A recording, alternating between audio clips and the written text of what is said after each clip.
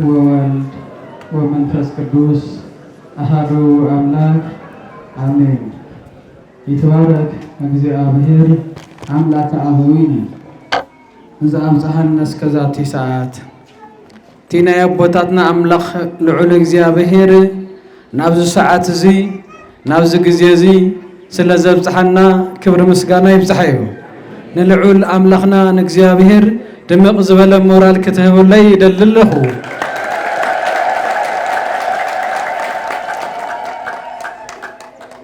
ዝተኸበሩ ኣይተ ሃፍቶም ናይ አይደር ክፍለ ከተማ ዋና አማሓዳሪ፣ ዝተኸበሩ ኣይተ ተሰማ ናይ ሓፂን መፂን ኢንዱስትሪያል መስፍን ኢንጂነሪ ዋና ስራሕ መካየዲ፣ ክቡር መጋቢ ሐዲስ መምህር መንክር ገብረስላሴ፣ ክቡር መምህር ተካ ተክለ ሚካኤል ናይ ደብርና ናይ ሰንበት ትምህርት ቤት መደራጀው መምህር፣ ክቡራን ካብ ዝተፈላለየ ሃይማኖታውን መንግስታውን አመራርሓታትን ሴክተራትን ዝመጻኹም አጋይሽ በሽም ተዝፈትወናን ዘፍቅረናን መድህነ ዓለም ክርስቶስ ፍጹም ሰላም ለኩም ፈቱ ድሓን ደሃደርኩም ድሓን ደመጺኹም አሜን። ልዑል እግዚአብሔር አምላኽና አጀሚሩ ናብ ሰዓት እዚ አብጽሑ በሐቂ ሰዓትና ጊዜና አኽቢሮም እንደገና ድማ ቤተክርስቲያንና አኽቢሮም ህዝቦም አኽቢሮም ህዝቦም ዝፈትው ህዝቦም ዘኽብሩ ስለ ዝኾኑ ናይ ቤተክርስቲያን ትእዛዝ ናይ ህዝቢ ትእዛዝ ድማ አኽቢሮም እዞም ዓበይ ተጋይሽ ኣብዚ መጽኦም ዘለው ድምቕ ዝበለ ሞራል ክትህቡልና ንደሊ። ኣብዚ ዓብይን መንገድን መሰጋገሪ ምስ ቤተክርስቲያንና ብምዃን እቲ ድልድል መጀመርያ ንሳቶም ድልድል ኮይኖም እቲ ሓሳብ መንገዲ ክኸይድ ናይ ክፍለ ከተማና አመሓዳሪ ኣይተሃፍቶም ከምዚ ዝበለ ናይ ህዝብና ፀገም ኣሎ። ስለዚ ከምዚ ክንሰርሕ ደሊና ክንበሃል ከለና ኣነ እውን ደጋፊየ ኣነ እውን ምስ ህዝብና ምስቲ ናይ ኣከባቢና ኣመራርሓ ኮይንና እቲ ሓሳብ ድግፎ እዩ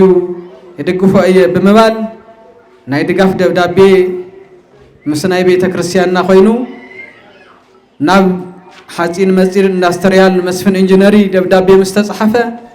እዚ ክቡር ኣብዚ ዘሎ ወድና ሓውና እታ ቃል ሓንቲ መዓልቲ እያ። ብዙሕ ግዜ ማይ ተመላለስና ሓንቲ መዓልቲ እያ። በቃ ሕራይ እቲ ስራሕኩም ስራሕና እዩ፣ እቲ ሓሳብኩም ሓሳብና እዩ። ናይ ህዝቢ ስራሕ ናይ ህዝቢ ሓሳብ ድማ ሓሳብና ስለ ዝኾነ ንሕና እውን ኣብ ጎንኹም ኣለና ክንሰርሖ ኢና ብዝበልዎ መሰረት እንሆ ተጀሚሩ ብምሉእ ወፃኢ ተሰሪሑስ ተፈጺሙ ለማዓንቲ ንምርቃት በቂዑሎሞ እኳ ደስ በለና እኳ ደስ በለኩም መብልፋቱ እኳ ድሓን መጻኹም አጋይሽና በሐቂ ሰዓትና በጽሒሎ በሰዓትና ምእንታን ከምታ ዝበልናዮም ካልእ ጋሻ እንተልዩ ላሰዓበና ክመጽዩ ንሕና ግን በታ ሰዓትና መሰረት ክንርከብ ስለ ዘለና እና ሒዚ ታይና ክንገብር ኣብዚ ሊቃውንቲ ካህናት ዝለበሰለው ኣብዚ ዓበይቲ እውን አጋይሽ ኣለው። ኩልኹም ድማ በጀካ ናብኡ ምኻድ ዝኸብደኩም ዓበይቲ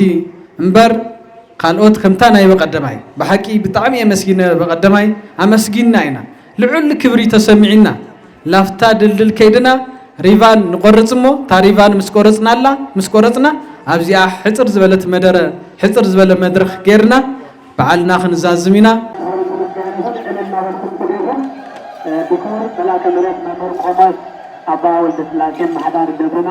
ብልፅና ይምረቐሎ ለባ ኢንጂነር ተሰማ ግደይ ሓቢሩ ዝመፀ ሓቢሩ ብዙሕ ስራሕ እውን ዝሰርሕ ዝነበረ ሕዚ እውን እናሰርሐ ዘሎ ሓውና ክቡር ኢንጂነር ዳንኤል ዘርአብሩክ በዕድማ ተጋይዝና ንብዙሕ ግዜ እዚ ቦታ እዚ ተዓፅዩ መሕለፊ ተሳኢኑ መስገሪ ተሳኢኑ ዝነበረ ቦታ ገረብ ውሕጅ ንኣርባዕተ ሰባት ዝኣክል ብሂወት ዘሰኣነ ሕዚ ግን ንብዙሓት ሰባት ብዝሕልፍ መልክዑ ንብዙሓት ሰባት ብዝሕጉዝ መልክዑ ቀበሌ ምስ ቀበሌ ከተማ ምስ ከተማ ብዘራኽብ መልክዑ ብሓፂን መፂን ኢንዱስትሪያል መስፍን ኢንጂነሪ ሙሉእ ወፃኢ ሽፋን ብናይ ክፍለ ከተማና አመሓዳሪ ድጋፍ ببيت كريستياننا استفلاليو أكلات متحبارن سب صقان زي بوتازي كمزيلو نخمرق خمزيلو نابز درجة زي نخبصح خوين اللمو ملأ بوتا خوينكم بأكل ممصا زي كالكم بناي تلفزيون مسكوت تريو زلكم ويتكتاتلو زلكم عبوتات اديتات ليكاونت كلكم انكو عدس بلكم انكو عدس بلنا هزي ناب ريفان مقراص كنخيدنا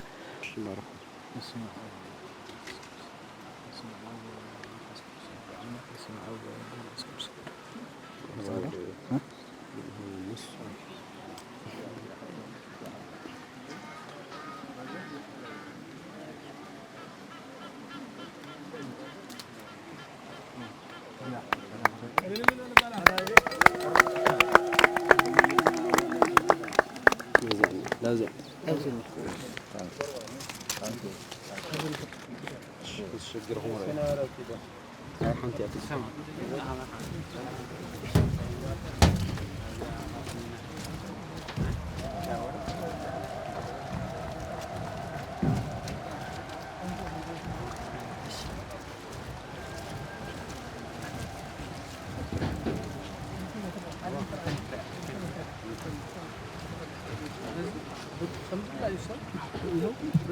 هم بقى ببزحت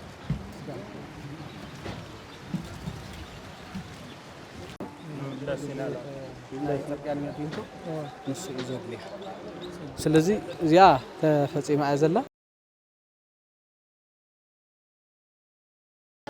ጽቡቅ አንየና ሙሉእ ሽሞም ማዕንታይ ተራኽነ ዝር ይፋልጥና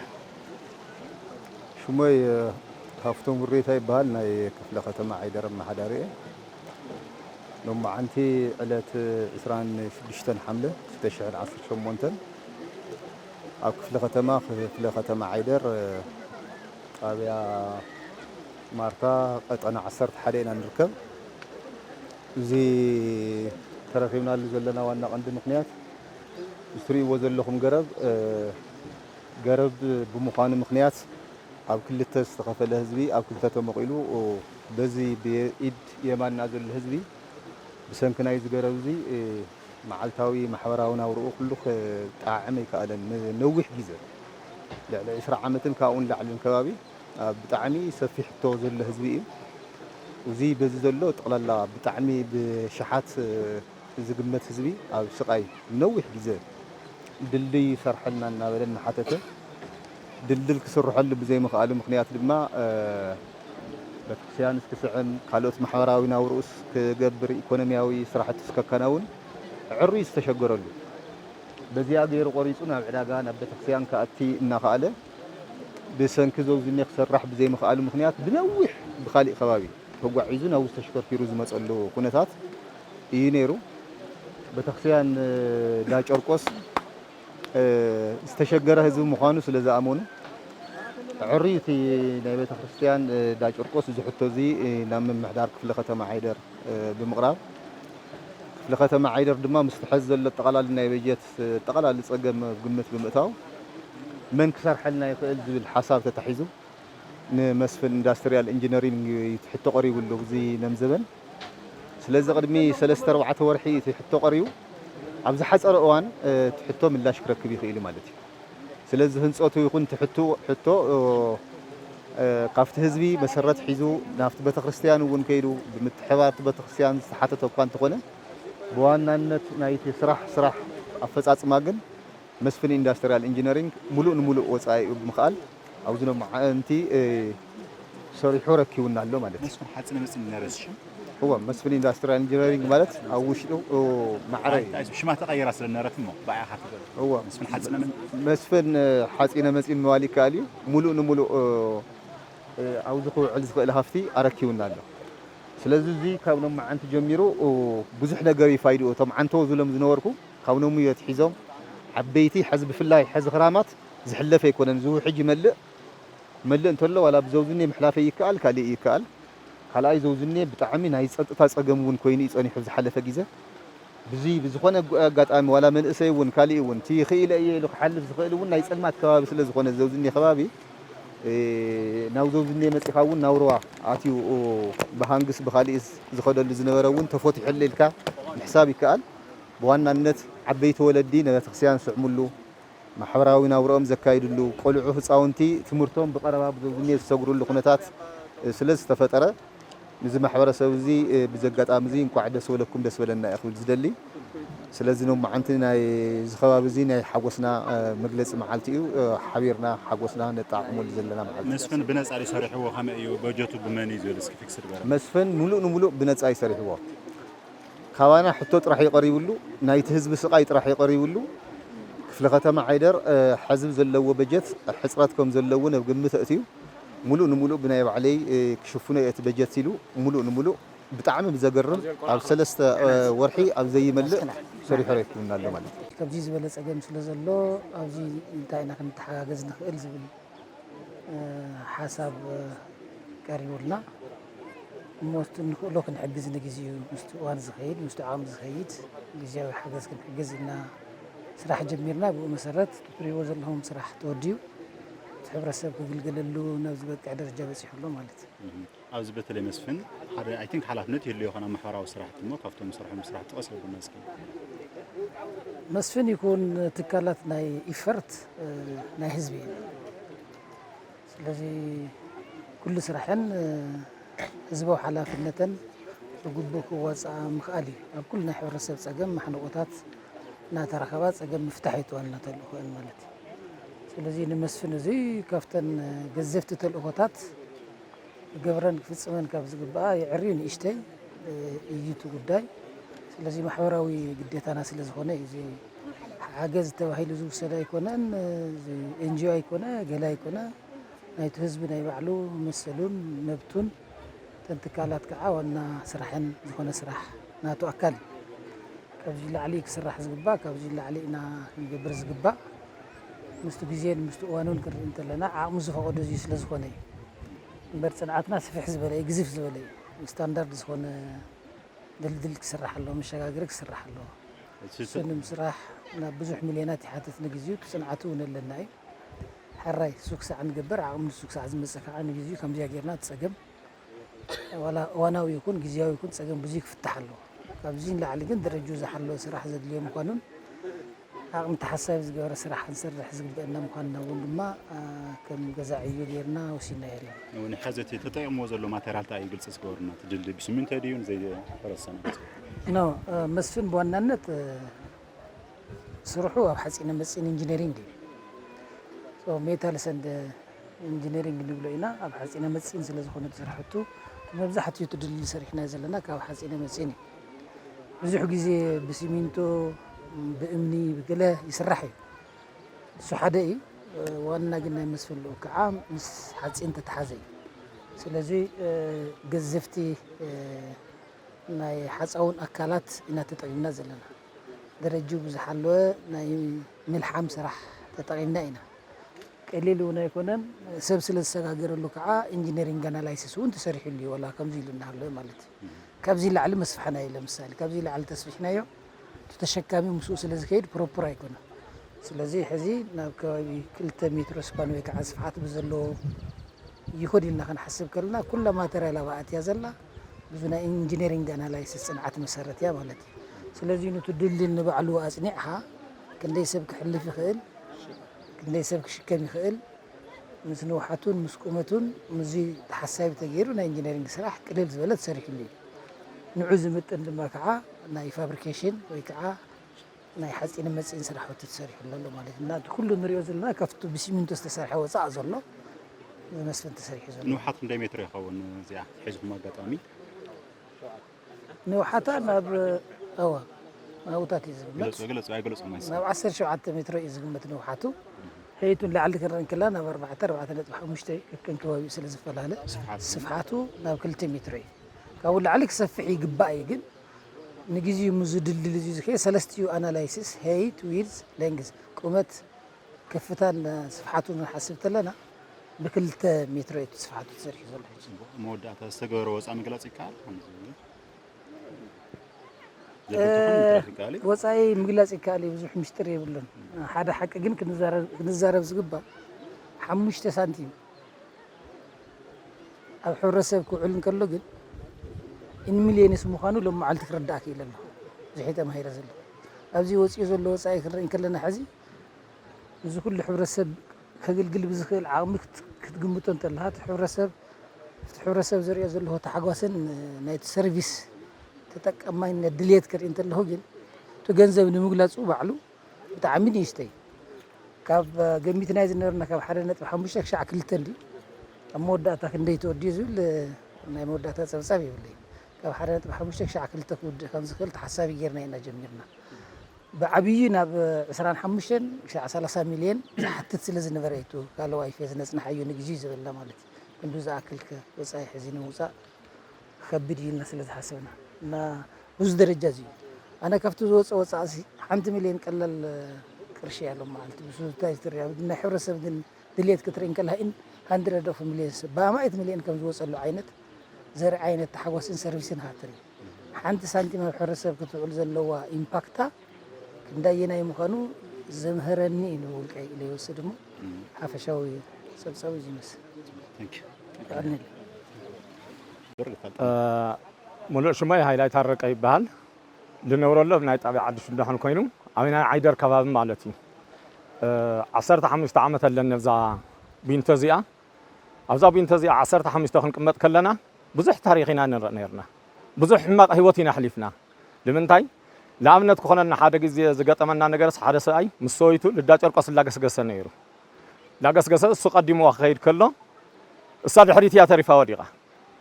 ድሕሪት ተሪፋ ሰብኣይ እንተሸገረ ሰበይቱ የላይ ብድሕሪት እያ እኒኣ ማለት እዩ ወዲቓ ተመሊሱ ዘይረውፅዋ ማለት እዩ ብዝኾነ ምክንያታት ሓደ ግዜ እውን ሓደ ቆልዓተ ዝቁልቁል ርእሱ ወዲቑ ርእሱ ተሰይሩ ገፁ ተጠዊ ከምዚ ኢሉ መልክዑ ተቐየረሉ መዓልቲ እውን ይገጢሙና ነይሩ ማለት እዩ ካብኡ እውን ሓደ ቆልዓ ተምሃሪ ወዲቑ ኢዱ ተሰይሩ ኢሉ ናብ ገዛ ወሲደ ለዲኡ ፀዊዕ እያ ኣዲኡ ወይ ሰባሪ ኹን ወይ ሰባሪ ሃበኒ ልበለት መዓልቲ እውን ገጢሙኒ ነይሩ ማለት እዩ እዚ ነገር እዚ ግን በባታችን ኣባ ወለስላሴ ዝተገበረ ፃዕሪ መስፍን ተዋዲዶም ብሓቂ ዘደንቕ እዩ ከንቐኒ ዝኽእል ንዓይ ሓደ ኣባታችን ክበሃል ከሎ ሓደ ኣባ ክበሃል ከሎ ብዙሕ ኣባ ኣሎ ብዝኾነ ገንዘብ መባዚኦም ግን ንህዝብን ለእግዚአብሔር ጨርቆስ ዓዲ ሽንድሕን ይኸራኽብዎ ዝኽኣሉ ብዞም መባዚኦም እዮም ዞም መባዚኦም ብሓቂ ክገልጽ ከለኹ መግለፂ ብጣዕሚ እዩ ዝሓፅረኒ ማለት እዩ ካብኡ በቓሽ ሙሉ ኢሎሞም ኣለው ነይሮም ኣጋጣሚ ግልግሎቶም ኣብ ዓይደር እዩ እሶም ዝረኽብዎ ነበሩ ታሪክ እውን ብዙሕ እዩ ናዙ ቦታ እዚ መግለፂ የብሉኝ ሃንጊ ክንደይ ውዚ ሰብ ካራ ላተወግአ ክንደይ መህደም ዘይብሉ ኣብዛ መንቆርቆሮ ቦታ እዚ ኣላተተሓዘት ብዙሕ ዝተሸገረ ኩነታት ኢና ንርኢ ነርና ማለት እዩ ስጋኣት ፀጥታ ብኻራ ዝተወግአ እዚ ሓደ ግዜ ወለ ገብርኤል ዝበሃል 40,000 ወሲዶም እዮም እዚኣ 40,000 ወሲዶም ተመላጢና ህግዲፍና ላዋን ልመለስናሉ ግዜ ነይሩ ካልኦት ግን ሒዞሞም ዝኸዱ ደቂ ተነስትዮ ብዙሕ ፀገማት ይልገጥመና ነይሩ ማለት እዩ ብዙ ነገር እዚ ግን እንታይ ይኽእል ደልየ ዳርጋ እዚ ቦታ እዚ ንዓዲ ሽንድሕኒ ንዓይደር ይኸራኽቡና ዝኽኣሉ ብዞም ኣባታችን እዚኦም መግለፂ የብልና መስፍን ለወስኸሉ መስፍን ተዋዲዶም ምስ ኣባታችን ንመስፍን ብጣዕሚ ኢና ነመስግን ምስ መስፍን እውን ህዝቢ ዓይደር ህዝቢ ዓዲ ሽንድሕኒ እውን ብሓቂ ምስግንታና ወሰን የብሉ የቐንዴልና ክብረት ያህበልና እየ ዝብል እሺ ኣነለ ፀደም ሩፅ ይበሃል ኣብ ክፍለ ከተማ ዓይደር ጣብያ ማርታ ቀጠና 3 ነዋሪት እየ ቅድሚ ሕዚ ድልት ሃይ ቅድሚ ምስርሑ እንታይ የጋጥመኩም ነይሩ ኣብ ስጋኣት ፀጥታ ይኹን ኣብ ዓበይቲ ምስጋር ይኹን ከመይ ነይሩ እስኪ ግልጽ ኣብልና ዝሓለፈ ፀገም እዚ ሓለፈ ፀገም እዚ ድልድል እዚ ሓደ መሕለፊ ስለ ዘይነበሮ ሃንጊ ዝገብሩ ተፀጊዖም ይፀንሑ ነዚ ሕብረተሰብና ክሓልፍ ተሎ ብዙሕ መከራ የብፅሕሉ ነይሮም ሽማግለታት ብዙ ክሓልፋ ይኽእላይ ዕዳጋ ክሸገረ እዚኣ ቀረብኡሉ ሃለየ ክሸገረ ይኽእል እዩ ልየት ዘይርኡ ዝኸይድ እና እዚ ነበረ ፀገማት ብብዙሕ ፀገም ነይሩ ማለት እዩ በተለይ ኣብ ደቂ ኣንስትዮ ኣብዚ ፀጥታ ብዙሕ ዘሎ ከባቢታት ብጣዕሚ ሕማቕ እዩ ነይሩ ማለት እዩ ስለዚ ኣብቲ ሕብረተሰብና ዝበፅሕ ዝነበረ ሕዚ ላብዚ ምፅሑ ግን ብጣዕሚ ደስ ይብል ማለት እዩ ሕዚ ብምስርሑ እንታይ ይፈትሐልኩም ፀገም ዝርዝራ ብኸዋቅነት ይጠ ማራይ ሕዚ ብዚ ምፍትሑ ሓደ እቲ ሕብረተሰብ ብልየ ዘይሩ ዝኸይድ ዝነበረ በቋራጭ ብዚኣ ገይሩ ይሸገር ክልተ ዓዲ ሓና ዓይደር በቃ ብሓደ ተሻጊሩ ቤተክርስትያን ክመፅእ ይኽእል ዕዳግኡ ክገብር ይኽእል ያው ፀጥታ እውን ንእሽተን ዘውዝያት ነሉ እንድሕር ግልህልህ ኢሉ ኮይኑ እንደገና ካብ ፀጥታ እውን ነፃ ይኸውን ሎ ማለት እዩ ወመላእኽቲ መሓላልፍሎም ካልእ ወና ጎኒ እዚ ቦታ ጫካ ኮይኑሎ ግልህልህ ይበል ያው ግልህልህ ይበል ሓደ ጨና እውን እንዮ ብጣዕሚ በቃ ዝምልከቱ ኣካል ህዚ ርእይዎ ኣሎ ክፍለ ከተማ ዓይደር ኣመሓዳሪ ርእይዎ ኣሎ ስለዚ ታየለው እዚ ክሓልፉን ቀትሩን ክሓልፍ ይትኸሊ ብጣዕሚ ህዝኻትውን ይጨኒኩም ለኸበ ለጨና ከም ዘለዎ ይርዳኩም ኣሎ ማለት እዩ ስለዚ ላውዚ እንደገና ታዩ በዋናነት ጣብያ ማርታ ብዙሕ ጥያቄ ላጠይቃ ነይሩ እዩ ብዙሕ ፀገማት ኣለዎ እዚ ክፍለ ከተማው እዚ ከባቢ ጣብያ ማርታ ብዙሓት ነገር ናይ ሕብረተሰብ ፀገም ላተጠየቀ እዩ ነይሩ ማለት እዩ እዚ ኣባ ወልደ ስላሴ ናይ ክብሮ በሓዳሪ ናይ ዳጨርቆስ ግን ና መንፈሳዊ ስራሕቶም ተወሳኽስ ናይ ሕብረተሰቦም እንደገና ለፀገማት ላፈርፈሩ ልኽሰርሕዎ በቃ ላዕሊ ታሕቲ ኢሎም ምስ መስፍን ኢንዳስትሪ ዝተገበረ መስፍን ኢንዳስትሪ ብዝበለፀ እውን ንዘውዝኒዮ ብዙሕ በጀት ተውፅኡ ንሕብረተሰቡ እዚ ምግባሩ ብጣዕሚ ክብረለና ማለት እዩ ጣብያ ማርታ ክፍለ ከተማ ዓይደር ብጣዕሚ ክብረለኒ ካብኡ እዛ መንገዲ እውን ሪኢኹም ኣለኹም ብጣዕሚ ሕማቕ መንገዲ እያ ዋላ ትኹን ግን ዋላ ይስራሕ ዝድልድል እዚ እንደገና ዝፀገም እዚ እንደገና እዛ መንገዲ እውን ንእሽተን እንተዝገብራ እውን ቀፂለ እንተንገብር ማለት እዩ ዝበለፀ ግን ክብረት ይሃበልና መስፍን ኢንዳስትሪ ክቡር ኣባ ወልደ ስላሴ እውን ዕድመ ጥዕና ይሃበልና እዞም ኣቦና እዚኦም ማለት እዩ ይቀኒየና ልየ ክድሞ ካብኡ ላብ ትመፅእ ክበኣ ገይረን ከዲና ሎም መዓልቲ ዕርየ ስለ ዝተረዳኹን ስለ ዝተምሃርኩን ንእሽተይ ታዕሪፋ ኣብ ሕብረተሰብና ብብዙሓት ሚልዮን ዝግለጽ ዓቕምን ተስፋን ትህብ ምዃና ካብ ናይ ሎም መዓልቲ ፃኒሒተይ ክርዳእ ክኢለ ኣለኹ ካብ መስፍን ሓፂነ መፂን ኢንጂነሪንግ ኢንዳስትሪ ብዙሕ ሰሪሕና ኢና ብዙሕ ተግቢርና ፈፂምና ኢና ዝብል እምነት የብልናን ከም ትካልና እውን ኩለን ትካላት ናይ ትእምት እውን ቁልፊ ስራሕን ቁልፊ መደበን ሕብረተሰብ ምግልጋል ኣብ ማሕነቆታት ናይ ሕብረተሰብ ክበፅሓ ምግባር ስለ ዝኾነ ካብቱ ገዚፍ ዓብዪ ልኡኽ ንእሽተይ ምልክታት ካብ ምስራሕ ገይረ ዝወስዶ ዝተሰርሐ ስራሕ ንእሽተይ እዩ ብፍልጠት እውን ብገንዘብ ብዓሙ እውን ዓብዪ ኮይኑ ኣይኮነን ዝህቦ ዘሎ ሰርቪስ ምስ ረኣኹ ግን ልዕልቱ ወፂኡ ዘሎ ወፃኢ እዩ ስለዚ ብጣዕሚ ተሓጒሰ ኣለኹ እንኳዕ እውን እንታ ንእሽተይ ፀገም ናብ ምፍታሕ ኣብቅዐና ኣብቅዐኩም ክብል ይፈቱ በይንትና ስራሕናዮ ስለ ዘይኮነ ማለት እዩ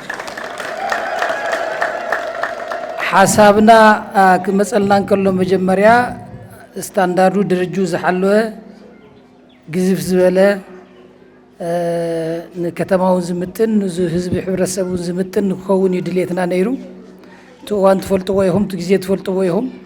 እተን ትካላት ኣብ ከመይ ዝበለ ሕማቕ ምዕራፍ ሓልፋ ከም ዘለዋ ንኩላትና ንርድኦ ስለ ዝኾንና ንግዚኡ ዓቕሚ ስለ ዘይፈቀደልና ዓቕሚ ብዝፈቅድ ንፀገም ንፍታሕ እሞ ካብኡ ግን ብደንቢ ንሕሰበሉ ዝብል ሓሳብ ሒዝና ኢና እምበር እዚ ስራሕ እዚ ነዚ ህዝቢ እዚ ይምጥኖ እዩ ኢልና ስራሕናዮ ስራሕ ኣይኮነን ግዜያዊ ፍታሕ ክኸውን ይኽእል ኢልና ንኣምን ዘላቂ ፍታሕ ዘለዎ መፍትሒ ንክንህብ ግን መዓልቲ ይሃበና ብጸሎትኩም እውን ኣይትረስዑና ክወግሕ እዩ ናብ ዝሐሸ ብርኪ ደረጁ ናብ ዝሓለወ ድልድል ክነሸጋግሮ ምዃንና ቃል ክኣተልኩም ይፈቱ ካልእ ዝስራሕ እዚ ይንኣስ ይዕባ ብኩሉ ይስራሕ ዘሎ ብኩሉ እዩ ዝስራሕ ዘሎ ዓቕሚ ንኢሶ ኣሎ ገሊኡ ዝረአየ ገሊኡ ዘይረአየ እዩ እዚ ሰሪሕና ኢልና ሎም መዓልቲ ተኸቢርና ኣለና ዓብዪ ዕድመ እዩ ተገይሩልና ኮይኑ ግን ንዓና ዝምጥን ኣይኮነን ዋና ስራሕና ገዛ ዕዮ ዝተዋሃበና ልኡኽና ምዃኑ ኩሉ ክርዳእ ኣለዎ ኣብዚ ንሓገዝ ንድጋፍ ናይ ኤንጂኦ ስራሕቲ ንክሰርሓ ኣይኮናን ዘን ትካላት ናይቲ ሕብረተሰብ ናይ ባዕሉ ንብረት ናይ ባዕሉ ሃፍቲ እየን ዓቕመን ብፅቡቅ ወዲበን ከምዚ ዝበለ ፍታሕ ንክህባ እየን ተመስሪተን እሞ ኣብ ቀፃሊ ከምኡ ዝበለ ሓገዛት ምግባርና ኣይነቋርፅን ኣሎ ይሕዚ እውን ኣብቲ ኣብዚ እቲ ኢለ ክዝርዝር ብዙሕ ኣይደልን ኣይድለን ከምኡ ዓይነት ስራሕቲ ምስራሕ ግን ግድን እዩ ክኸውን ብምስራሕና ፍሉይ ምስጋና ይግበአናን ፍሉይ ክብራ ይግበአናን ካብ ንሰርሖ ዝግባእ ብነጥብታት ዝግለጽ መጠን እዩ ዝስራሕ ዘሎ ዓብዪ ሓላፍነት ልኡኽን ዘለና ምዃኑ ይርድአና እዩ እዚ እናኣምን ኢና ኣብ ካልእ ፀገማት እውን ብሓደ ክንሰርሕ ንኽእል ምዃንና ቃል ክኣቱ ይፈቱ ዳባ ወልደ ስላሴ ብጣዕሚ ዝምስግን መጽዮም እዮም ያው ብዙሕ ወይ ተኺልካ ቁም ነገር ምስራሕ እንተ ዘይክኢልካ ኣይከኣልኩን ምባል እዩ ብዙሕ ኣይትመላለሱን ተኽኢልና ክንፍትን ኢና ክንምኩር ኢና ብምምላስ ኣይኮነ ናይ ንድክመኩም እንታ ንኽእላ ክንገብራ ክንፍትን ኢና ምስ ብዙሑ ፃዕቂ ስራሕ ተዘየለካ ዓፀገም የለን ደቅኹም እዮም ስራሖም እዮም ዋና ጉዳዮም እዩ ስራሕኹም እሞ ስርሑ ኢና ኢልና እዮም ስርሑ ኣብ ከባቢኩም ስርሑ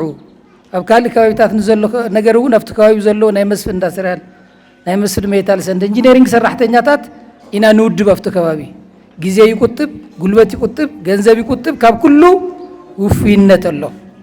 ኣብ ከባቢኻ ምስ ሕብረተሰብካ ትስተረፈ ብገንዘብ ክስልሓን ከሎ ንእሽተይ እዩ ዞዓሙዚ እናተጠቐምና ከምኡ ዝበለ ስራሕ ክንሰርሕ ኢና ብዙሕ እውን ናባና ምምልላስ ኣየድልየኩምን ዝኾነ ሰብ መልእክትን ተብፂሑና እንተኽኢልና ክንገብራ ኢና ተዘየለ ዓበይቲ መራሕቲ ብዙሕ ስራሕ ስለ ዘለኩም ንንእሽተይ ፀገማት ንምፍታሕ ናባና ክነመላለሰኩም ኣይንደልን ዝብል መልእክቲ ክውስኽ ዝደሊ ዝተገበረልና ክብርን ዝተዋህበና ሽልማትን يعريه كمسجن زدلي نحن وعم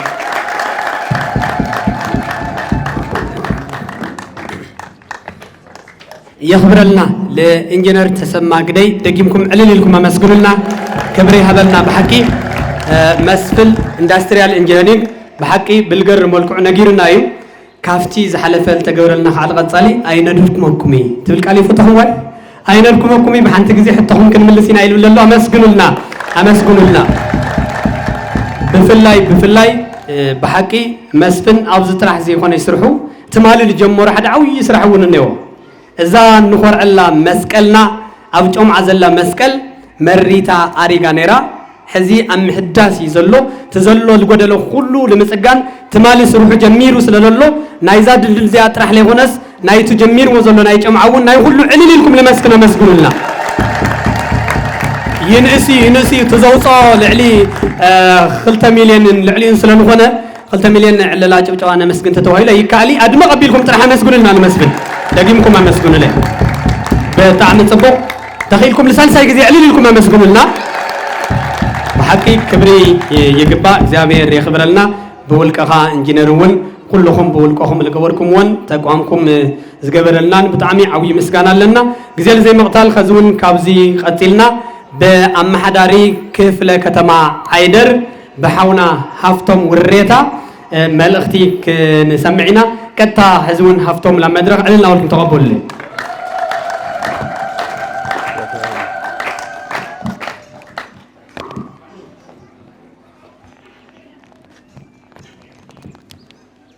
زيت خبرو أبا ولد سلاسة أمحداري بتخرستيان قدوس كيركوس زت خبركا ايت تسمى سرح مكايدي مسفن حاسين مسين انجينيرين استخبركم نايز بتخرستيان مقلقلتي استخبركم مؤمنان استخبركم عدما تقايش انقوع نعمتات حتى ناي دلدي يسرحلنا نومي فتاري فقيدو تحطوهم اللس بمخالو انكو عدس ولكم دس بلنا خبلي دل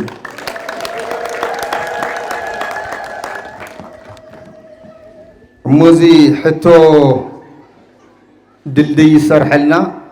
امونغونان امونغو خفلغة معيدرن امونغو خفلغة محاولتن زركب دلدي بصقامي زركب አጣቢያ አመንጎ ጣቢያ ናትና ማርታን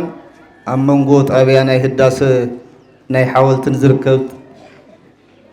ብጣዕሚ ነዊሕ ዓመታት ሕቶ ኮይኑ ብምምፁ ምኽንያት ህዝቢ ኣብ ከቢድ ሽግር ወዲቑ ፀኒሑ እዩ ናብዛ ቤተክርስትያን እዚኣ እኳስ ካፍታ ዝሓለፈት ካፍቲያ ተሻጊሮም ክመፁ ዝኽእሉ ወለዲ بزيا قريصم كمصو بزي مخالم مخنيات بتخسيان ناوز نخمصو عريم استتصقملو اديتات ولدي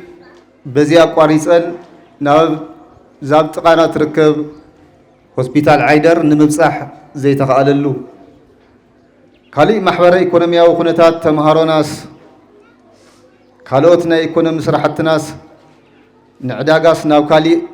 محبرها وقداياتس بحسير من قدي آتيخا قلقالوت كتركب عريو زيصقموا اللقيزة بنوي حليفي نومي نزحتوزي زي ترأي نزحتوزي بعمق زرائيت بتغرستيان قدس كيركوس نزحتوزي أمم اللاس زلع على ترات صاويتا كل يوم محدار تي زلو تقالا لصقم مفتاح كوانت زي كاله ندحرت حوابيركم وخونكم مسرحي كالي يزبل حساب حزام يا مالتي زانو معنتي تفصي ما زلا صراح ام فصام اما رحا خباو والسلاسه حزم اما رحا اقشتي مغلغلتنا قدس قرقوس زسرح زي ام مسرح زلعاله بصحيتن زلعاله ثران بمفصامكم مخنيات بشمت حزبي زلعاله خبروت لنا كمسغون وني يغبا مالتي بحرز حساب زي حزم ممصوم كالاي زلعاله بصحيت زلوو ابز سرح زدلي زي مسفن حاسين مسين انجينيرينغي زي حتو زي نحنا فتحز زلو تقالالي غيزن بملاس ولا انت تصقمنا مزخولو اكالات نزخ فصملنا مزخل اكال حتو نمقراب كن تصقم يكوننا للناس حتو زي ابز قربنالو زلعاله تران بصحيتن زنورو عنتو نمغلاص يمكر نيرو ايتتسمى كاب بغص مقباله حيزو نتحتو ابز حصره غيزه كملس يخيلو زحتو زتلعيلو كساب زفصم كاب 3 ورحن العلي ايودن انت هونه كاوزي بزلعاله درجه كنسرحو لكم ندلي تعمي بزكت بزبله زلاق بزخونه انتنا اسنه تحزيز جما زلو كرامات ون كوينا مسغار حزبي نز جما زلو صقم جن حزكا إلنا خنفتحينا خرامات قدم مبصحا بمبال بركز ولتم عن توز شلهم زنورو سمويا خيلاتات ون قلطيف خلق بمخال بتعمي كابزانا بصرح امتاو او حال ورحي وشتي اب زي ملء تسراح فصيمو خركبنا بمخالو حزون نحاسين مسين نمسفن حاسين مسير انجينيرينج متحاورن تتكالن اعريو قابل بي نمسجن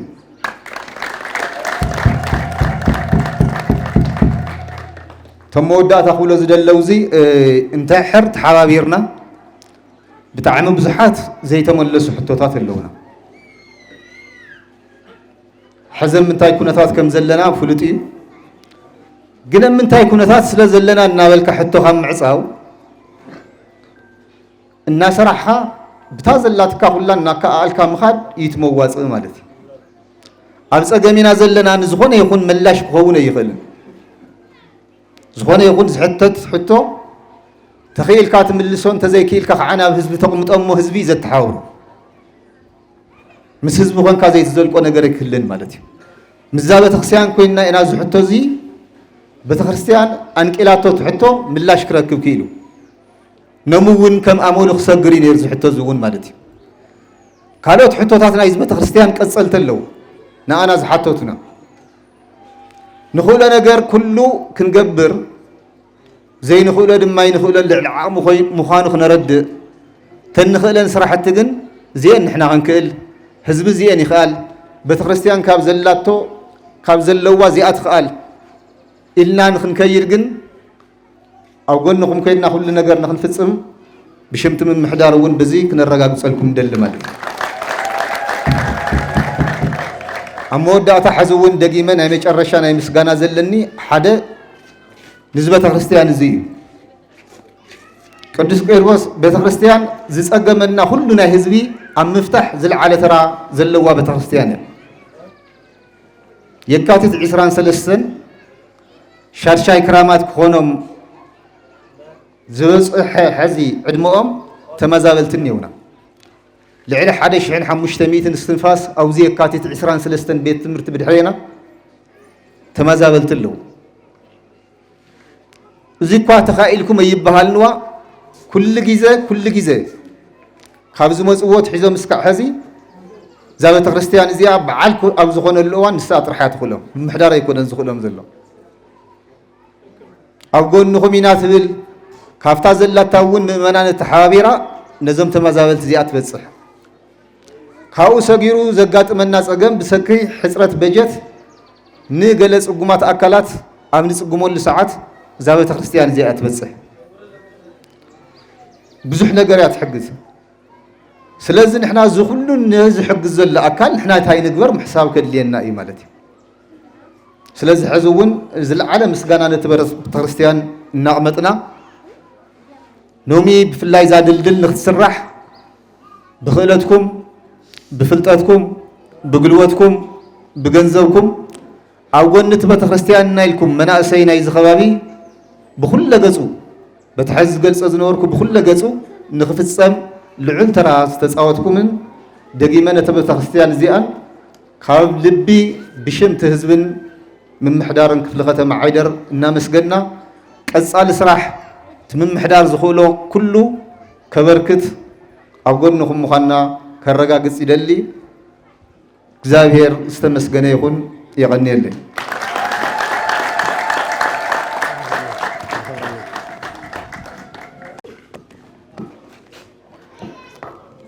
قدم كلون لعل كلون نزغز يزين نز ساعات زين فقيدو ذهبنا لعل እግዚአብሔር كبر مسغانا يبصحيو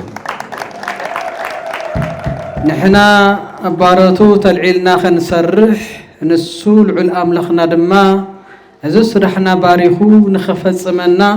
قدس فقادو خينو بتعنا بعد محليو كمزيلنا خنمسجنن كمزيلنا خنبارخن كنمرقن كنمرقن كنشلمن سلازبك عنا لعل እግዚአብሔር أملخنا مسجنا يبصحيو استخبروا أيت هفتم ورتاو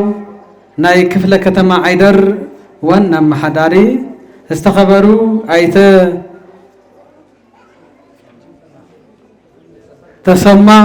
ناي حاتين مسين مسفن اندستريال انجينيرينج وانا سرح مكايدي استخبروا كاف استفل عليه استخبرا أيت سيف دستا ناي كفلة كتما عيدر ما زجاجا بيت كفلة حلافي مستفل عليه سفرات غميتكمن أبزل لكمن عدما تاقايش لكاونت يا ريداويان عين تجزيابير كهنات لاي كان مستير دياقونات እግዚአብሔር በቅዱስ ደሙ ዝሐጸበኩም እግዚአብሔር ዝጸዋዕኩም እግዚአብሔር ተፈትወዎ እግዚአብሔር ድማ ዝፈትወኩም ደቅና ምእመናት مشوم تسوتونان ذكرنان مدهن عالم كريستوس فصوم سلام لكم فتو دحن حديركو دحن دمصيخم انكو عدس بلنا انكو حغوسنا انكو እግዚአብሔር አፈጸመና بحقي እዞም ኣብዚ መጽዮም መልእኽቶም ዘሕለፉ በትሕትና በትግሃት በቅንዕና በየዋህነት ደቀ ቤተ ክርስቲያን ደቀ ህዝቢ ንቤተ ክርስቲያኖም ንህዝቦም ዝሓልዩ ዘገልግሉ ትጓሃን ደቅና ናሕዋትና بحቂ ክትኸደም ከለኻ ቢሮኦም بقنعنان بتجهتن ببروه جاتن زقبلوا بتعمي زفتوا من زخوروا من أحواتين دكين يوم بحكز ولكم سلازي جزء أمون تمسرح ترحي كنا عاوز مزيم بس زرعهم وانا يكرم تجك أون كيدنا تريبان عم مقراط كي تسكفوا عندنا جزء أم هيوم سنوات يومو أبغى عرف سنوات يومو مسرقي مسبعلت بيتنا خن عرف كيبلو أبرز السعوق صرحهم أبرز السعوق تلوخهم متيم دم بيت كريستيانهم كم زيلو نتوس صرحوا ريهم كحجو سخلوا ساتم كم زي صرحوا نساتم كم زي فقد وخينا من دجناس بتحت النازق بأنا أيو كبل غلوس أي حجو سندو دكاي أي حجو سندو عللي الكادن እግዚአብሔር أيمسجن كم زيهم زولوا دك اللونا كم زيهم زولوا حوات اللونا بحق يزولكم حواي ودي أي تعفتم ናይዚ ክፍለ ከተማ መሓዳሪ ናውዚ ንዓይና ኢልናዮ ላ ወይ ከድናዮ ናውዚ ምፀና ኢልና ቀጢል መፅኡ ከምታ ሕዚ ዝመፃ ብቕንዕና መፅኡ ኣብየት እንታይ ክሕግዝ ንህዝበይ ዘይኮኖ ንቤተ ክርስቲያነይ ዘይኮኖ ዘይለኣኾ የለን ብዝኽእሎ ይብለና በል ንዓረኣዮ እዚ መንገዲ ኩሉ ከምዚ ኢሉ ህዝብና ተቸጊሩ ስለ ዘሎ ንዓረኣዮ ርእይ እንታይ ክሕግዝ ንስኻ ከምቲ ኣይተተሰማ ዝበሎ ምሳና እውን ክትንቀሳቐስ ምሳና እውን ክትለኣኽ ከምቲ ንሕና ንቤተ ክርስቲያንና ንህዝብና ንለኣኸሉ ኣለና ከምቲ ትለኣኾ ዘለኻ ትተልእኾ ከዓ እሞ ምሳና ትለኣኽ ምሳና እውን ትጓዓዝ ትንቀሳቐስ ወድና ክንብሎ ከለና ብምልእ ልበይ ብምልእ ሓሳበይ ብምልእ ፍቅሪ ኢሉ በቃ ናብ ዝበልኩምኒ ሰዓታን ግዜኣን ንገሩኒ ተልዒለ ክመፅእ ኢሉ ኣብ ቅድሚ እዩ ዝነግረኩም ዘለኹ ተልዒለ ክመፅእ ንህዝበይ ከገልግል ኢሉ ዕድመ ይሃብካ ኢልናዮ ዕድመን ጥዕናን ይሃብካ እግዚኣብሔር ይባርኸልና እዛ ቤተ ክርስቲያንና ኩላ ዘይሩ እሺ ከገልግል እየ ክሕግዝ እየ ኢሉ ምስ ከደ ወዲያው ብፅባሕ ኣይተኣየ ዝብለኩም ዘለኹ ከምዚ ቀዳም መዓልቲ ኣብዚ ተንቀሳቐስና ውዒልና ሶኒኣ እታ ደብዳቤ ድጋፍ ናብ ሓፂን መፂን ኢንዳስትርያል መስፍን ኢንጂነሪ እታ ወረቐት ምስ ናይ ቤተ ክርስቲያንና ደጊፍልና ናይ ህዝቢ ሕቶ እዩ ናይ በይኖም ሕቶ ኣይኮነን ኣተሓባብርነቱ ቤተ ክርስቲያን ተልዕለቶ ግን ዓይደርን ዓዲ ሽምድሑንን ዓዲ ሓን ዘራኽብ ዓብዪ ድልድል ካብ ሃንጊ ካብ ሞት ካብ መኽተርቲ ካብ ፀልማት ዘድሕን እዩ ሕዚ ከምዚ ሕዚ እኒኦ ዝረኣኹምዎ ኣይኮነን ነይሩ ጣሻ እዩ ነይሩ 108,000 ዶዘር ገይርና ሜዳ ስለተገብረ እዩ እምበር ጣሻ እዩ ነይሩ ኣይሕልፍን ስለዚ ንሱ ፅርግርግ ኢሉ እታ ወረቐት ድማ ኣይተተሰማሓውና ሓንቲ 20 ደቂቃ ኢና ዋግዕና 20 ደቂቃ ምስ ዋጋዕና እቶም ኩሎም ምሳና ዝነበሩ ዓበይቲ ዓድን ሰብ ሞያን መምህራንን ብኢንጂነርነት ብምሃንዲስነት ዘገልግሉ ዝነበሩ ምሳና ዝኸዱ ኳስ እስካብ ዝዛረቡ ኣይኮነን ዝፀንሐ ኣይ ሓሳብኩም ሓሳበይ እዩ ስራሕኩም ስርሐ እዩ ናትኩም ሓሳብ ናይ ህዝበይ ሓሳብ ናይ ህዝበይ ፀገም ፀገመ እዩ ስለዚ እቲ ኣባ ዝብልዎ ዘለዉ ናትኩም ሓሳብን ኩሉ ተቐቢለ እየ ብዝከኣለኒ መጠን ክሰርሕ እየ ብዝበለ ቃል መሰረት እታ ዝሪኢኹምዋ ዘለኹም ድልድል ስለ ዝሰርሐ ድምቕ ዝበለ ሞራል ሓበረይ ዕድመን ጥዕናን ይሃብካ ሓውና ወድና እግዚኣብሔር ካብዚ ልዑል ዝለዓለ ድማ ክትሰርሕ ተፀንዐ ፅንዓት ከምዚ ኣይኮነን ነይሩ 15 ሚልዮን ዘውፅስ ክሰርሖ እየ ኢልና ነይሩ ግን ከምቲ ትሪእዎ ኣለኹም ባንኪ የለን ካልእ እውን ስራሕ እውን የለን ደው ኢሉ ሰራሕተኛ ምቕናስ ዘለዎ ግዜ ስለ ዝኾነ ሕዚ ኮይኑ ከምዚ ኮይኑ እምበር ኣብ ቅድሚ እየ ዝነግረኩም ዘለኹ ሕዚ እውን 15 ሚልዮን ዝውድእ ድልድል ግን ናይ ምስራሕ ፈቃደኛ እዩ ኢልና ድምቕ ዝበለ ሞራል ሃውልና ግዜ ተወፂልና ኮይኑስ እቲ ስራሕ ንሱ ክሰርሐልና ከም ዝኽእል ፕሮሚስ ወይ ድማ ቃል ዝተኣተወልና ስለ ዝኾነ እዩ ደቅና ብጣዕሚ ኢና ነመስግን ኣይታ ሃፍቶም ድማ ከምኡ ክመፅእ ኢሉ ኣይታ ሃፍቶም ክመፅእ ይብሎም የምፃዶ ኢሉ ኣይ ሓወይ ሃፍቶም ምድካም የብሉን ኣቦና ንስኹም ኣለኹም ኣሕዋትና እውን ኣብዚ ኣለዉ ስለዚ ንሱ ተቐቢልና ናይ ህዝብና ሕቶ ስለ ዝኾነ ህዝብና ሰላም ምግባር ህዝብና ሕጉስተ ኢሉ ኮይኑስ ንሕና ተሓጓስና ስለ ዝኾነስ በቃ ንኽውድኦ የውዚ ኣይታ ሃፍቶም እውን ኣብ ዘለዎ ኮይኑ ብሓሳብን ብዝተፈላለየ ጉዳይ ጥራሕ ይሓግዝ ምስ በልና ኣይታ ሃፍቶም እውን ስልክ እናደወለ ከመይ ኣሎ እንታይ ንሕግዝ እንታይ ክንሰርሕ እንዳበለ ይንቀሳቐስ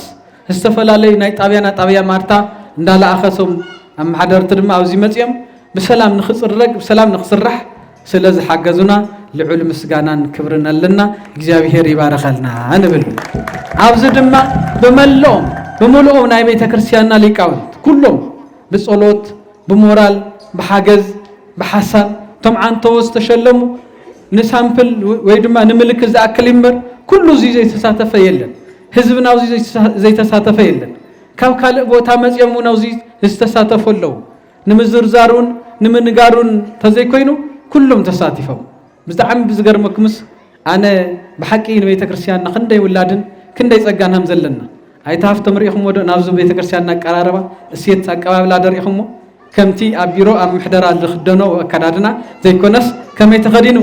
ከም ናይ ኣዲኡ ቤተ ክርስቲያን ኣከዳድና ተኸዲኑ ናብ ህዝቡ ቀሪቡ ማለት እንታይ ይሕልሎ ማለት እዩ ናይ ቤተ ክርስቲያኑ እሴት ናይ ቤተ ክርስቲያኑ ትውፊት ቀኖና ደግማ ይሕልለው እዞም ደቅናስ ሂወት ዘለዎም ደቂ እዮም ብሓቂ ንቤተ ክርስቲያኑ ዝፈትው ደቂ ስለ ዝኾኑ ካብ ዝተፈላለየ ሴክተራት እንዳመፁ ይሕግዙና እዮም ዘለዉ ካብዚ ብምቕፃል ድማ እቲ ዓብዪ ዩኒቨርሲቲና بحكي عبي يونيفرسيتنا أريد يونيفرسيتي دما ناي سلسيوم يونيفرسيتي ترنفا التمحدر دكتور فانا إلون عيدر ريفرال هوسبيتال دقاف ورقت ناب عيدر ناب أريد يونيفرسيتي بمصحف نزدلل مالتي حزي أقاطامي زبجت عامت زي مسكرمي زلك قلنا ناتنا نجارجن حدش عامت أو زمسجن ناي تو رؤلوصو حدا نتو 3 مليون بجت جن كحجز يا إلاتنا بحكي إجزابير يبارخلنا عدمت عنا يهابلنا نوينا زمرغنا زشلمنا مو بتا كنتاس وزو حتى وزو ساتفينا زوللو زب بيت كريستياننا زلو تجمير زلو حصور بيتلي زي ما يصلو تدما انتربرايز ما يفساسي كالوتون الله مدارك تأكلات كن حجزينا كن سرحنا زبل تعنتوي كعت زتوهاله كعتي كبهال كله سئلوا نشتون كعت غير مسلكم شو حتى مليون زود كعتي عبي بلان استوهاله قال زاتول انتربرايز عبي حسب عبي دقافي هيونا أنا فرقو قخلي مهارة ما يفساسن حجز خجبرالي زبل عملقت هيونا نتوم حواتنا ونا مخارنا يمنا زلنا سلازجن ما يكعت عبي كرس مدر ماي الله زيمو نسو أوصينا عندنا نهزبنا نبيت كريستياننا نمو علما مس እግዚአብሔር ተሰልፍና ለና እግዚአብሔር ዕድመን ጥዕና ይሃበና ንቁል ለና ሞ ንሱ ንኽንሰርሖ ንሕና ባሮቱ ተበጊስና ለና እግዚአብሔር አምላኽና ናይ ሰማይ አምላኽ ድማ ከከናውነልና እዩ ምሳና ኮይኑ ክሕግዘና እሞ ከምዚኒ ኣብዚ ድማ ከም ጸበልውን ከምግውን ዝውዕል ናይ እንዳባኒ ፎርኖ ማሽን ድማ ኣብዚ ኻኣት እዩ ሒዘ ብሓፂር እዋን ክስራሕ ይንስውን ኣብዚ ህዝብና ይኹን ነዘብ ቤተክርስቲያንና ዘለው ትምህርት ቤት ይኹን ካልኦ ስራሕትታት ንዝስርሑ ባዕልና ናምረትና ብሎኬት ድማ ንኽንሰርሕ ዛ ቤተክርስቲያንናስ ዓርሳ ክትኽእል ካብ ዝተዛወርካ ናይ ካልእ ምድላይ ወይ ካልእ ምቕባል ዓርሳ ክኢላስ ንባዕላን ንህዝባን ንኻልእን ስብከተ ወንጀል ናምህረትን ህዝባ ናብ ቅዕትን ክትነብር ቤተክርስቲያንና ስነ ልቦና ወይ ድማ ሳይኮሎጂካል ትራውማ ንዘሎ ህዝብ ድማ ክትድሕንን ክትሕውን ንዝተቸገረ ክትድግፍ ህፃናት ክትዕቢ አረጋውያን ክትሕግሕብ ዕቅድ ፕላን ስለዘለዋ ምስሩን ካብ ቀደም ጀሚሩና ሰርሕትን ትሰርሕን ዝኾነት ህያዊት ቤት ስለዝኾነት ናይ ህይወት ናይ ስጋን ነፍስን መድሓኒት ስለዝኾነት እዚውን ክንሰርሕ ንሕና ተበጊስና ኣለና ምስ ሊቃውንትና ኮይና ምስ ናይ ደብርና ሰበካ ጉባኤ ምስ ናይ ደብርና ልምዓት ምስ ህዝብና ኩሉ ምስ ምምሕዳርናውን ምስ ኩሎም ዘመው ዘለውን حسابنا أيو يلكم إلنا من تان كنوصل إيه تملقت زحلف وزلهم بحكي نزجن حزبنا هياب وحبي لجاس تبع حزب لنا بحكي زي سس حزب لنا كبر بعلنا ونادمي وزحلفهم زون كلهم صراحة تات كنا لمع جزابير مس كلنا يخون كفلة كتمانا جميرو كفلة كتم عيدر كفلة كتم حاولتون كال أجات أمي زخنا برنامج مسوزي سلسلة زمان إمبر كله زسرح كله أوجون نخمية هدا طبي هدا سيون أوجون نخمية كله أوجون نخمية يزول النازل لمو سفل عليه خالقتون حوات مدارك تأكلاتون اللو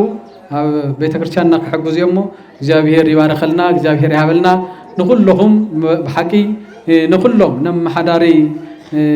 كفلا كتام عيدرون ني حسين مسين إنجنيرينج مسفن أم حدارون كله لحن زخنا مسجانا بحكي لباوي مسجانا يزلكون له بتعمينا ونفاتو بتعمينا ونكبابر بيت كريستيان حزبن بيت كريستيان حزبن منجستن استفلالي درجتاتن دارخبت ناي لمعات منجدي ناي سنلبونا عبيت حزبي سلام نخركب حزبي حدا نخون حبرت نخلو نخصنا عن نخرجعن سلام نخركبن تصرح تقوام سلازخونت بيت كريستيان ناي لمعات بوتايا بيت كريستيان ناي بحكي حدنت بوتايا انت عايز ولا حدا فرنج مصي بحال زي ايله خعصي بروجرام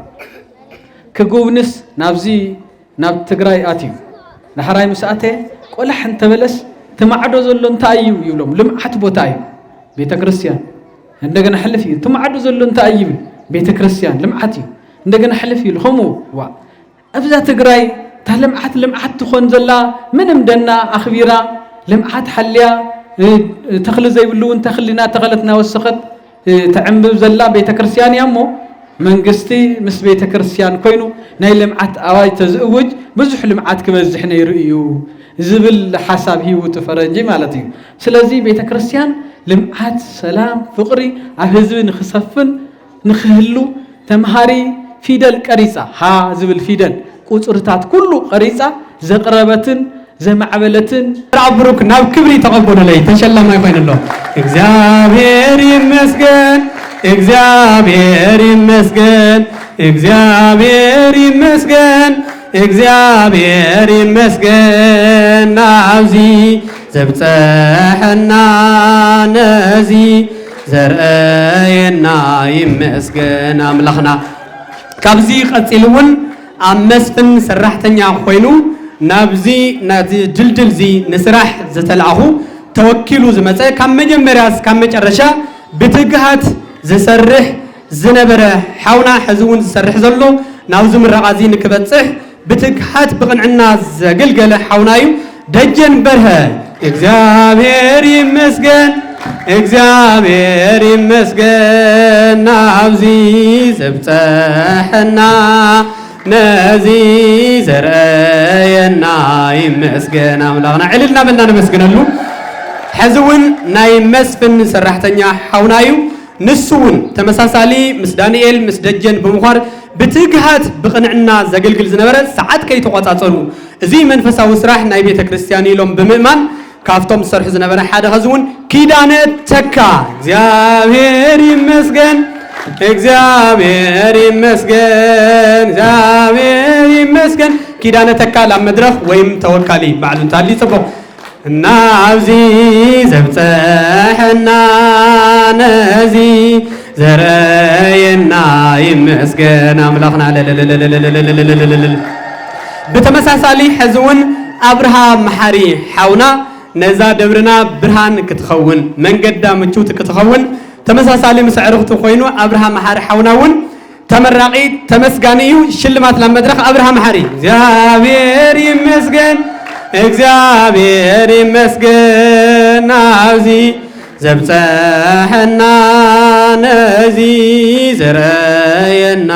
ይመስገን አምላኽና ተመሳሳሊ ኸዚ እውን ሓጎስ ሓዱሽ ኣታስሙና ክንደይ ደስ ይብል እዩ ሓጎስ ለ ሓዱሽ ለ ከምዚ መንገድና ክትሕድሽ ዝገበረ ንኹላትና ዘሐጎሰ ኣካል እዩ ሓጎስ ሓዱሽ ላብ መድረኽ እግዚአብሔር ይመስገን እግዚአብሔር ይመስገን ናብዚ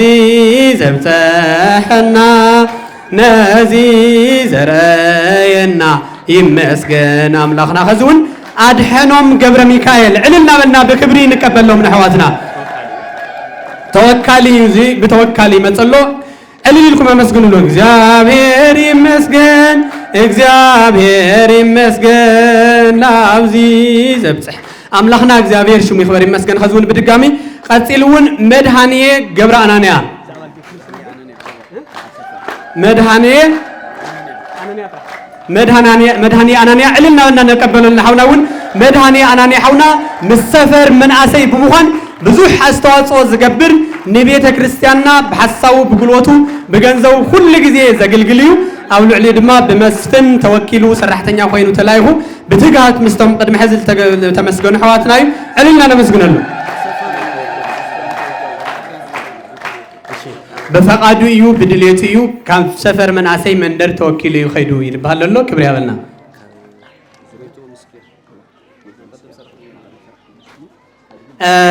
ኣብዚ እውን ናይ ቀደም ሰራሕተኛ መስፍን ኮይኑ ፀኒሑ ጥሮታ ወፂኦም እንዲያም ዓብይ ኣቦ እዮም እወ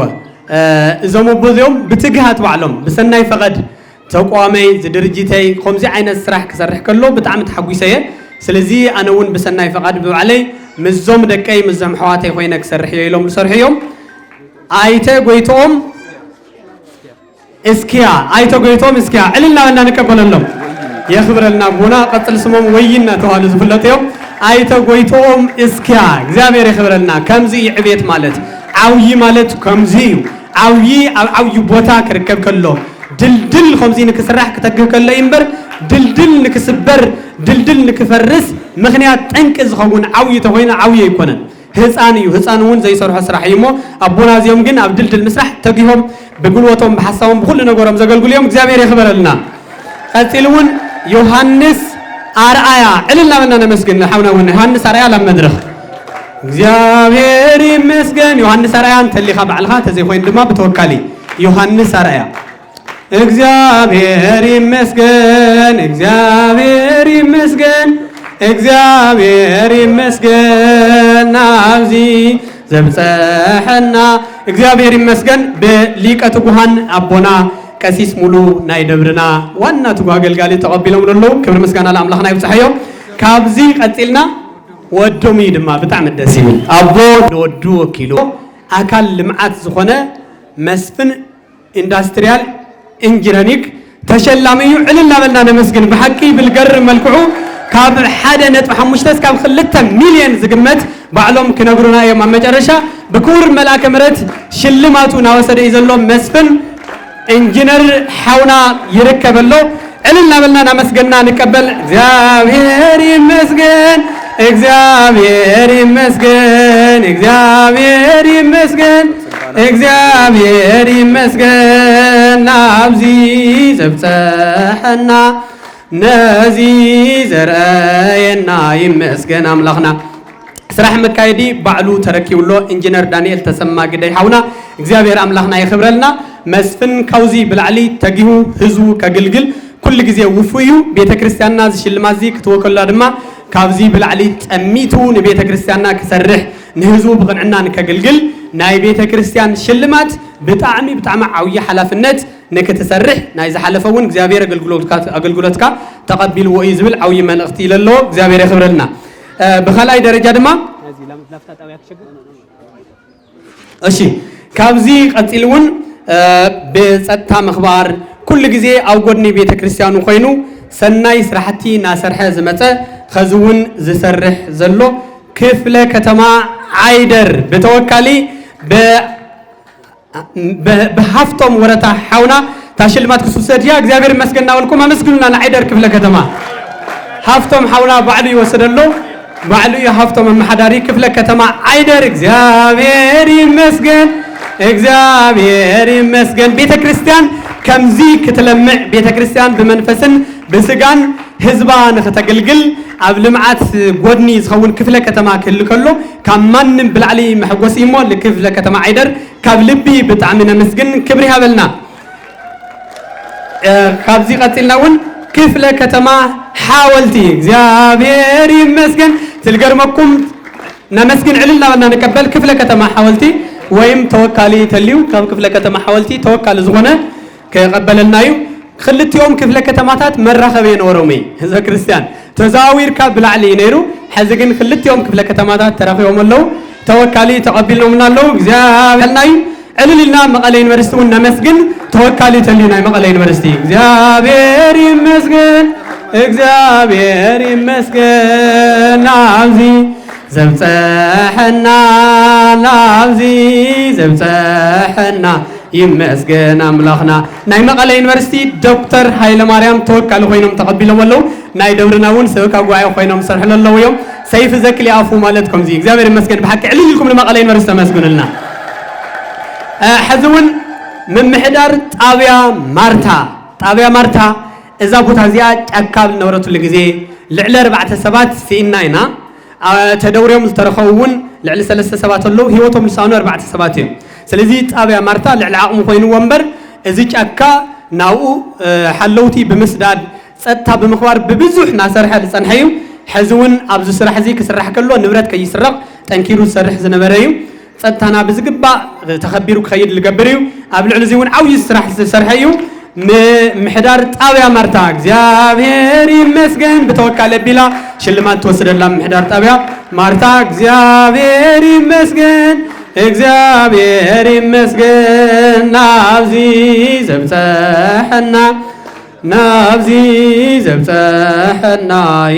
ከተማ ህውከት ንከይመፅእ ጠንኪራ ትሰርሕ ጣብያ እያ ምምሕዳር ጣብያ ህዳሴ እግዚአብሔር ይመስገን ተወካሊ ተልዩ ኸዚ እውን ናይ ምምሕዳር ጣብያ ህዳሴ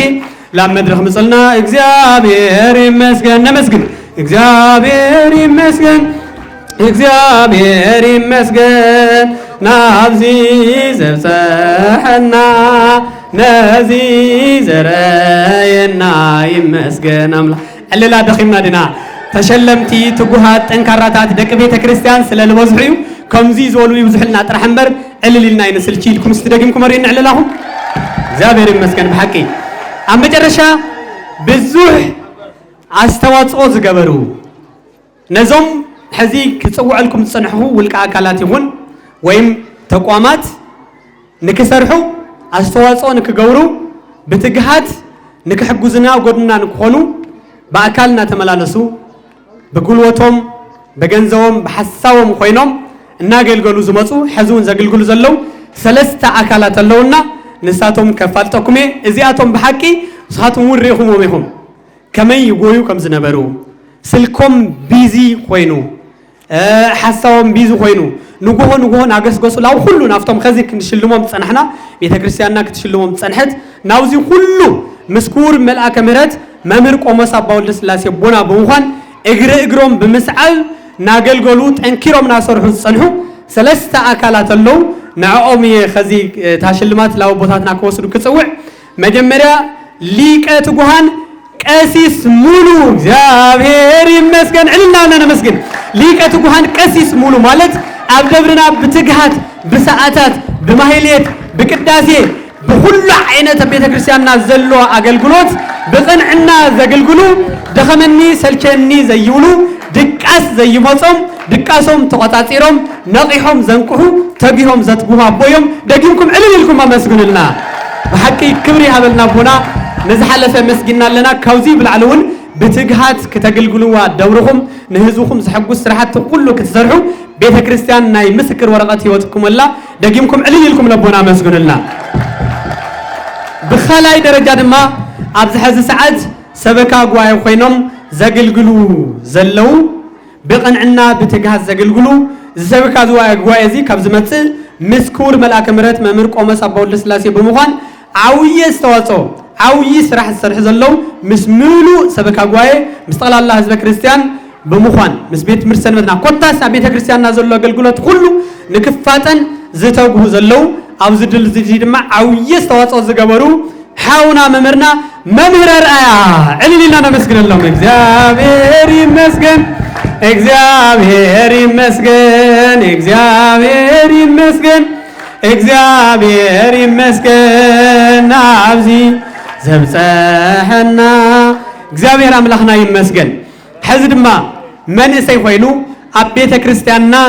أبال بيت مرتسنبت بمخان كاب هزان النتو جميرو بيت كريستياننا خود كتاز عبيتو كمون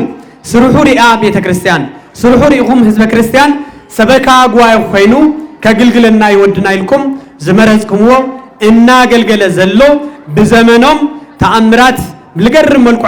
عبدورنا لمعات لسرح اللو زلو حاونا قنوع تحوت تقوه ناي بيت كريستيان تقاتات كله بهزان النتو قال سبات كيقروا جنايته مرعوخي محمد غير لولو سبات النيو نسجن بهزان النتو بقروان توسينو بيت እግዚአብሔር ዘገልግል አብን ዕልዩ ሰበካ ጓያ ኮይና ኣብዚ ድልድል ዚ ድማ ብዙሕ አስተዋጽኦ ዝገበረ ሓውና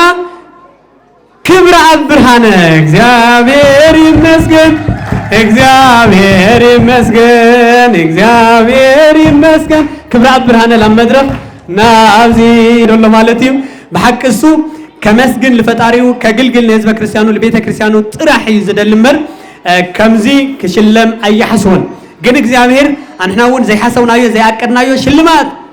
ዘዘጋጀልና ምዃኑ ኢለመላኽትሞ ክብሪ ይግባውኩም ንኹልኹም ተሸለምቲ ካብ ልቢ ብሐቂ ካብ ልቢ ብጣዕሚ ከም ደብረ ሰማይ ተመስግነለና ሽልማት ግን አስተውዒልኩም ተኾንኩም ንሕድሕዶም ናይ ምስክር ወረቀት ይተዋህዩ ብፍላይ ድማ ናይ መስፍን ኢንዱስትሪያል ኢንጂነሪንግ ተመራቅትን ዝኾኑ ቤተክርስቲያን ታያ ገይራ መጽሐፍ ቅዱስ ያሸልማቶ ቤተክርስቲያንና ለባምያ መጽሐፍ ቅዱስ አንዎ